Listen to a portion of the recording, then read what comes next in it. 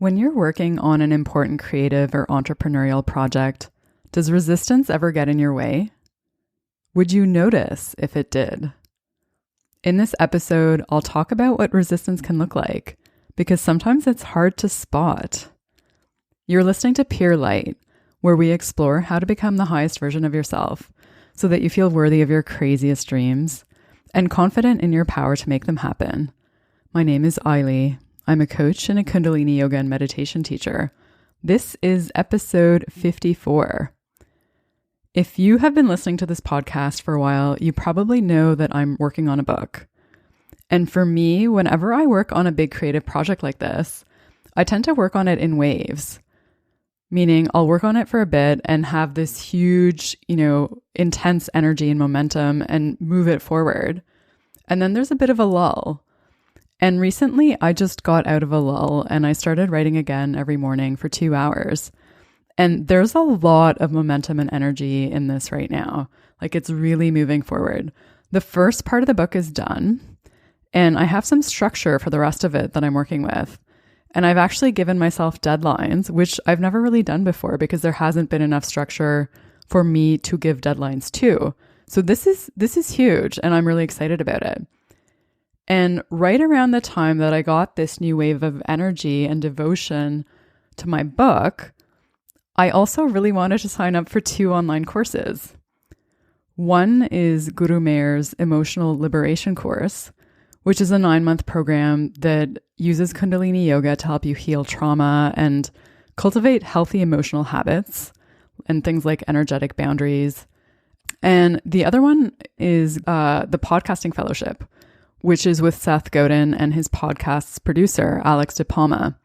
And that one's designed to help you improve communication skills and tell stories better. And both of them look amazing. I have no doubt that I would benefit from taking them both. But here's the crazy thing. I was considering doing them both, even though they're both a considerable investment of time. So Guru Mayer's course is about 3 to 6 hours a week, probably, or something like that, between the group coaching and suggested meditation practices and other course materials. And it goes on for 9 months.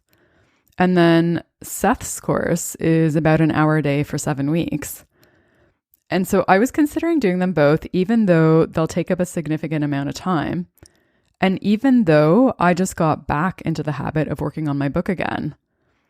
And the timing of this was just a little suspicious. So in The War of Art, Steven Pressfield says, most of us have 2 lives, the life we live and the unlived life within us. Between the two stands resistance. Resistance is the force within you that keeps you from doing the things that you really want to do.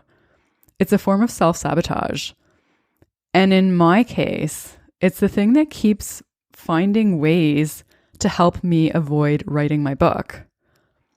So even though both of these courses look great, and I'm sure I'd get stuff out of them, right now, that's how my resistance is showing up.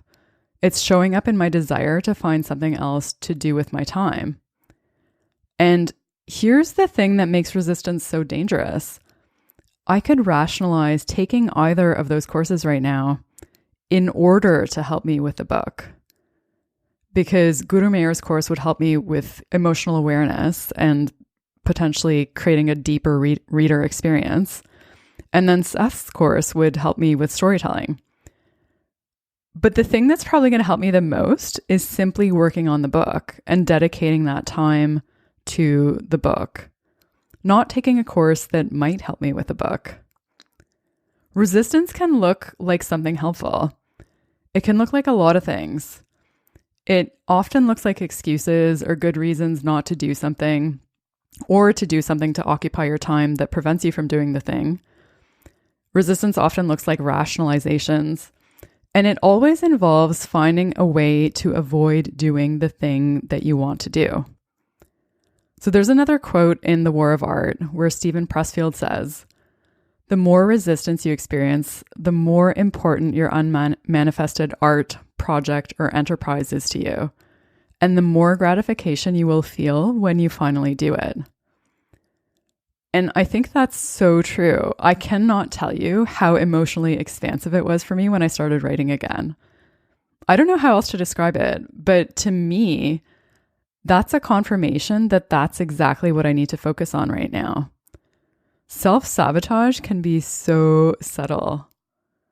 So the next time you're working on something that is important to your heart and your soul, something that you feel called to do, and you find yourself wanting to start adding stuff to your schedule, ask yourself, is this really the right time? Or are you creating obstacles for yourself? Like, is this a form of resistance? Only you know the answer to that question. If you're rationalizing and justifying what you think you should do, close your eyes, take a few deep breaths, and let the answer surface within you. And if you need help getting focused and centered, listen to episode 33 for a quick meditation to help you deal with self-sabotage, or episode 28 for a quick emotional reset. Find those episodes at purelightpodcast.com. If you enjoyed this, subscribe and leave a review on your favorite podcast app. Thank you so much for listening. Until next time, may you be guided by your light.